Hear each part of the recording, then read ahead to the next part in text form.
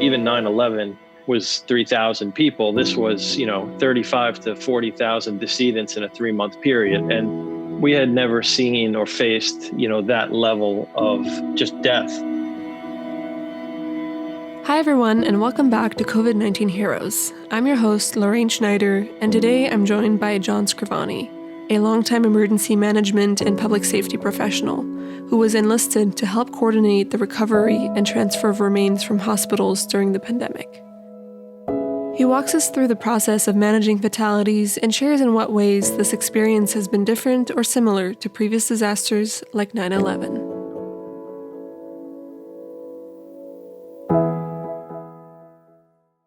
Hi, John. Thank you for being on today's show of COVID-19 Heroes. Welcome. Thank you. Appreciate you having me. Who typically takes care of the deceased in a disaster? And at what point does the government step in to help? So typically, decedents are handled however a jurisdiction would normally handle their decedents. Some jurisdictions have a medical examiner's office. Others have a coroner system, which is an elected official who then hires forensic pathologists to handle the actual autopsies and investigations. If the death is from other than natural causes, it is usually investigated by the jurisdiction. So the government doesn't really step in to help. They usually own the task if it's a other than natural cause death. If it's a natural death, it's usually occurring either at a medical facility or at your home.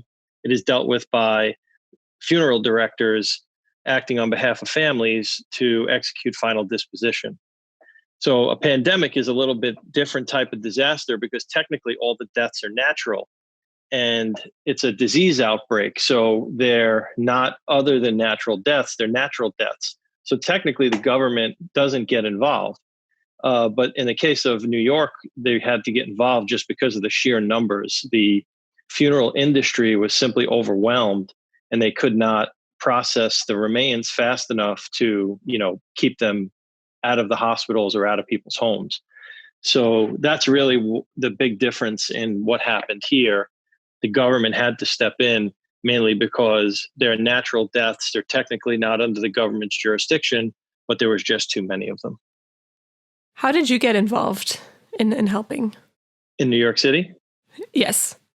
Simply because of my background of working in New York City. I worked in public safety in New York City for a little over 20 years, kind of the unconventional way that most public safety professionals do it in New York. I started with the NYPD and I retired early because I got hurt, but then I continued to work up there in different capacities. One of those capacities was I worked for the New York City Medical Examiner's Office as their Deputy Director of Special Operations. So I learned a lot about fatality management, both when I was with the police department, working side by side with the medical examiner's office for CBRN response to how to handle decedents after a CBRN attack.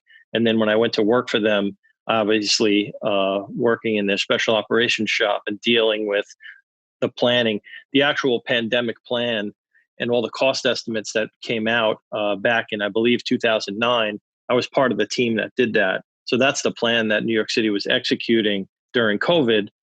And because I still work for a government agency, they just simply EMac'd me into New York from Virginia to help. Can you explain what EMac is? Sure. EMac is the Emergency Management Assistance Compact.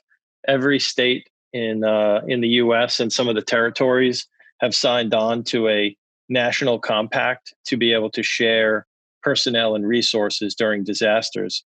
So the way it worked was New York City made a request to New York State for fatality management support. Now, in this case, they asked for me by name. If they just needed somebody and I wasn't available or they didn't have anybody else by name, they would just simply put out a request for a type of resource. It would go out to the whole country, and then agencies can respond and say, yes, we can help. And then it would be a negotiation between the jurisdictions on costs and timing. And that's where EMac is very valuable to the emergency management system.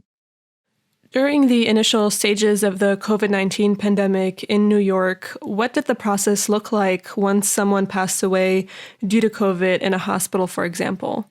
Because you said earlier that funeral homes were overwhelmed. So how did that devolve into? Yeah, so anytime someone dies in any jurisdiction, it really starts as an administrative process. So let me talk you through the kind of administrative process in New York, and then basically the track that the decedent would take till they got to final disposition.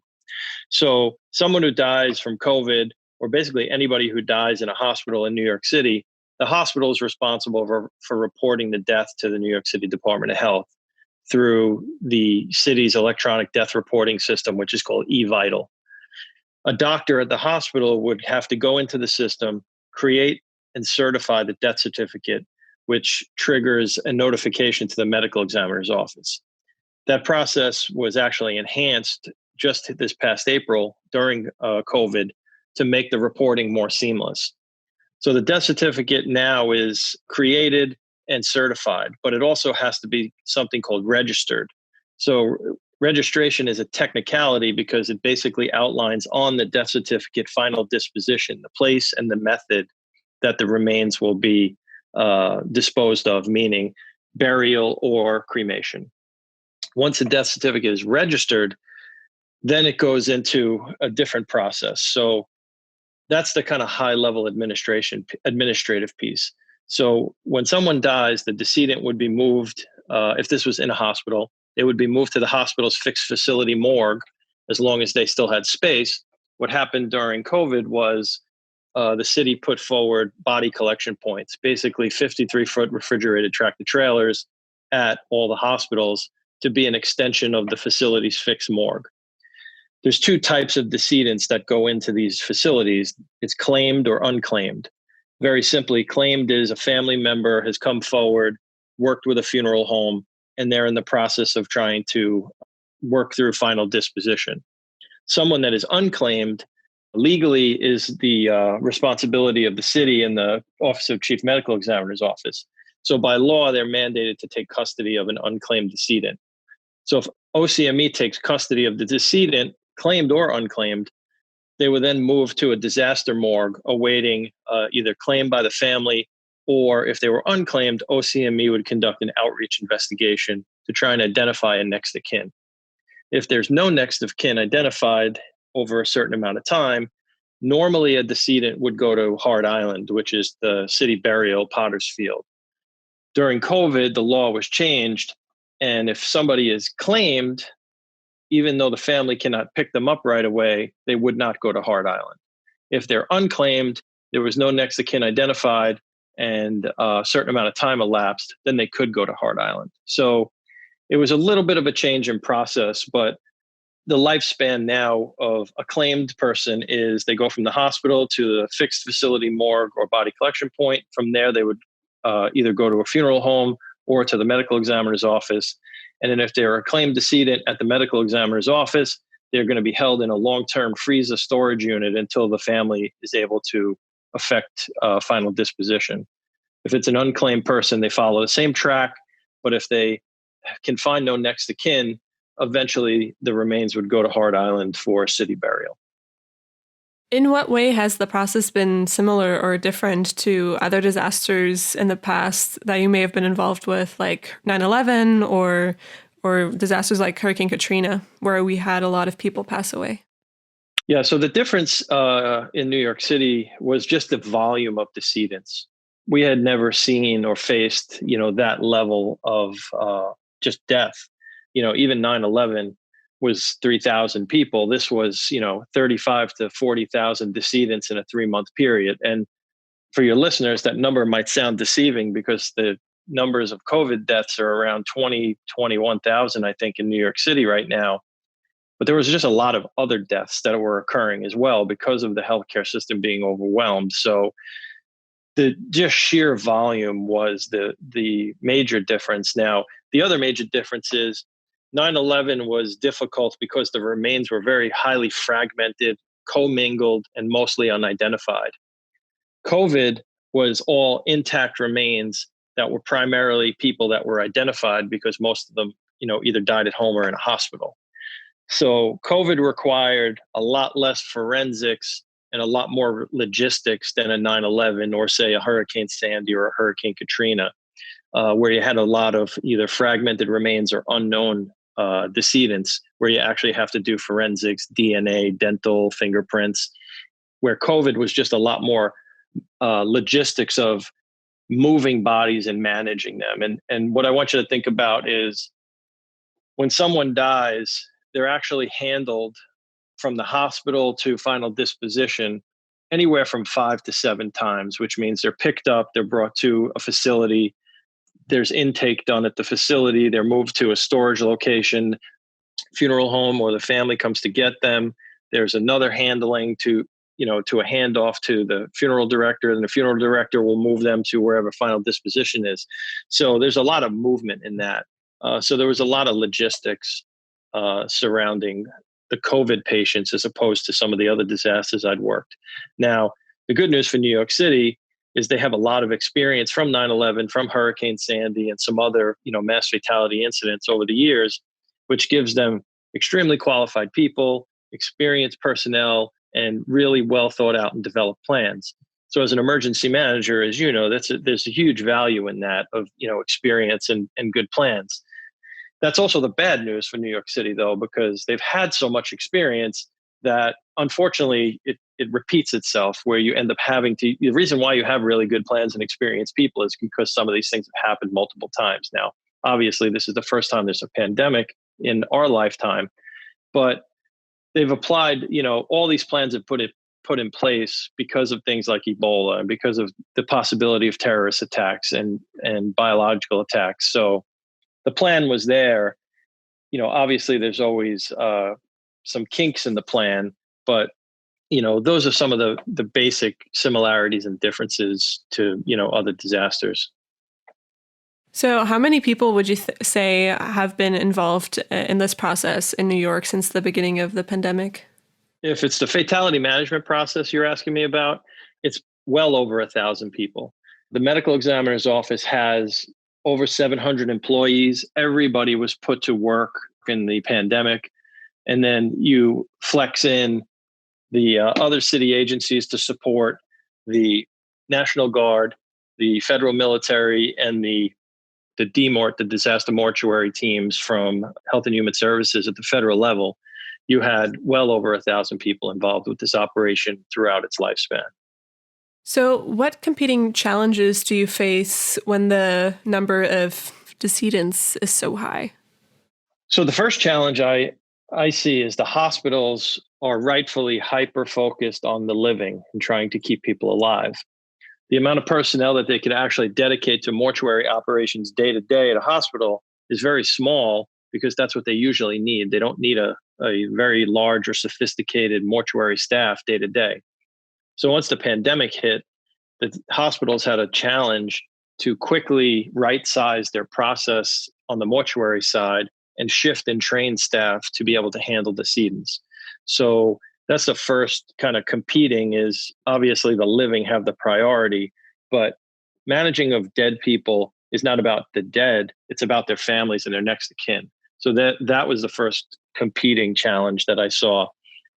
Some of the other challenges are there's really limited people and limited contractors out there that are really willing to work with and around decedents. It's a very small subset. And as contracts were being negotiated, it was very challenging to actually get personnel to come in and want to work with decedents. Even the facility that we stood up, when we had to bring in contractors to do a repair or install plumbing or electrical, it took the companies some time to actually find somebody that would want to come in and do some work.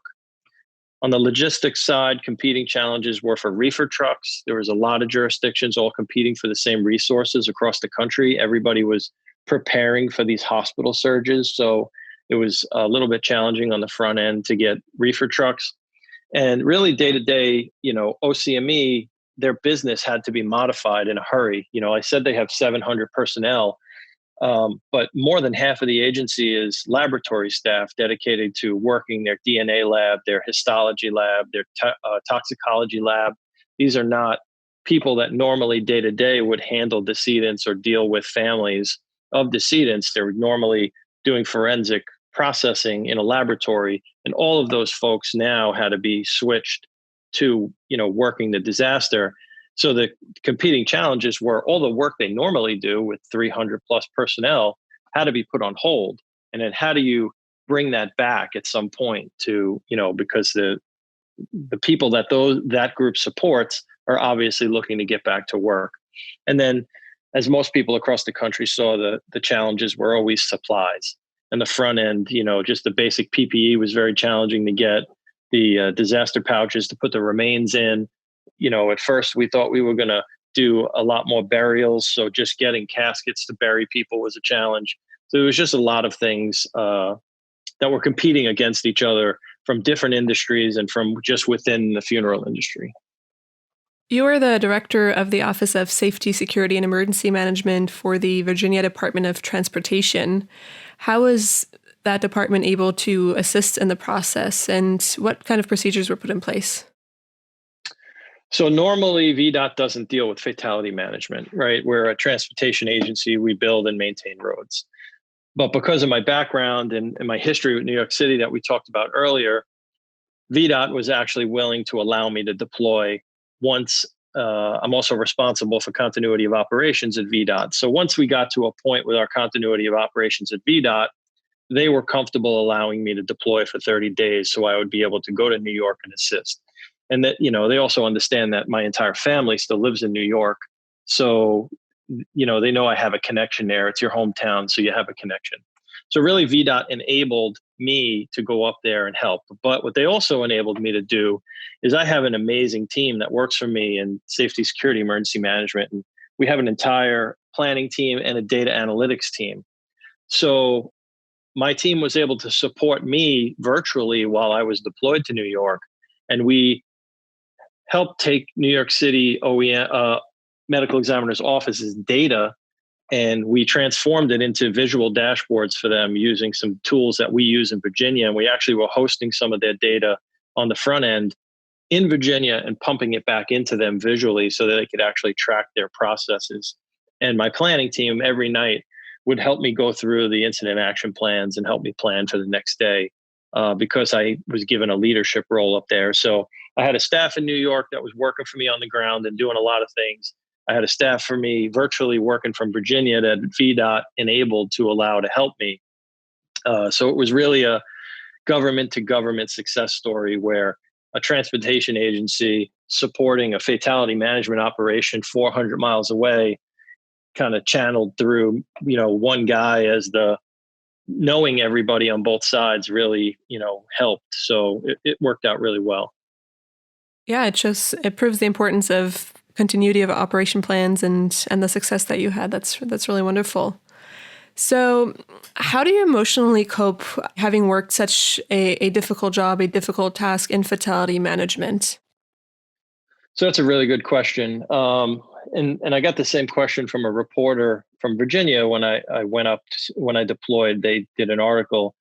And basically, this isn't work for everybody, right? This type of work is not for everybody. As I mentioned earlier, it was hard to find people to actually do this work. So I've seen people at their best during disasters, and others simply just can't function outside of their normal day-to-day routine. And that was no different here. People were having a hard time and struggling with, just the sheer volume of the workload, which didn't matter if what part of the disaster you were working. It's just there's a lot of work.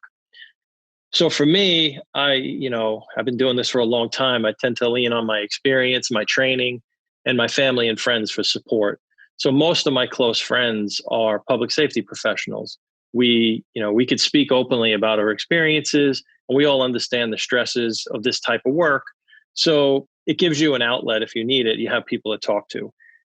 On the other side, my family is uber supportive. They're there to assist me when needed and understand, the passion I have for this type of work. So they've always gotten behind me to support it. And, if you need somebody to talk to, I come from a public safety family. I always know there's somebody in the background to, either bounce things off or just, unload for the day if you have to. So ultimately, the best way to get through the day when dealing with fatality management, as I said earlier, is you have to focus on why you're doing the job and why the job needs to get done. and that's for the living, right? You're trying to do something for the families. We really learned this lesson at 9/11. I was doing daily briefings to the cops' families that were killed, some of the people that were killed in the buildings, some of the people that were killed in the airplanes. And you realize right away that don't focus on the death or the destruction during a disaster, focus on the survivors and the living. And it just gives you a mindset to be more positive, and you keep that in the front of your mind. And as you probably know, you could go to really dark places when you work this kind of work if you simply just focus on the destruction. And if you focus on the success, you focus on why you're doing it, who you're doing it for, it really helps you cope emotionally and mentally long term. Do you think working in this role has given you a unique appreciation for life in your day-to-day world? Yeah, I think so. I think it's probably very unique. You start to learn and understand that life is fragile, right? And it can end in an instant, the snap of a finger, something can happen. So you have to appreciate every day. And, I try to look out, for myself, my family, and others as much as possible. I probably spend more time on the side of the road helping stranded motorists to and from work than most people would. It's just, when you have this background and the training that you get, you just want to continue to use it if you have a passion for it. So having seen, work, and deployed to as many disasters as I have, as well as all the day-to-day emergencies that you start to see as a public safety professional, you just start to look at life a little bit different than probably most folks. The general population has a basic understanding of disasters, and they see things on the news, and they might understand some of the things that occur. But when you're behind the curtain, as long as I have been, you just see the world differently, because you're looking at it through a different lens all the time. So for me, it's made me appreciate my family, appreciate my friends, just appreciate life in general, because obviously, as we've seen over the last few months, things have changed so rapidly, from day to day life, that you got to roll with the punches. And me personally, I don't stress over it. I went from commuting an hour and a half each way to work every day to teleworking 95% of the time from my house. You just roll with the punches, because this will end too, and we'll move on to something else. John, thank you so much for being a guest on the podcast and telling us about fatality management and sharing your insights. It takes really special people like you to do this kind of important work. So thank you so much for all of your contributions. No, and I appreciate what you're doing. I mean, getting messages out to folks and having people continue to learn. Emergency management is a kind of strange craft, because you really have to bring and understand a lot of different parts of public safety to be very successful in it. And I think platforms like this for different folks around the public safety world to talk about emergency management and their experiences, I think is very valuable. So thank you for what you're doing. I'd like to close off this episode by thanking John and everyone else involved in conducting the difficult task of taking care of the deceased. Their commitment in completing the largest fatality management operation in recent U.S. history is nothing short of heroic. Stay safe, stay well. Until next time, I'm your host, Lorraine Schneider.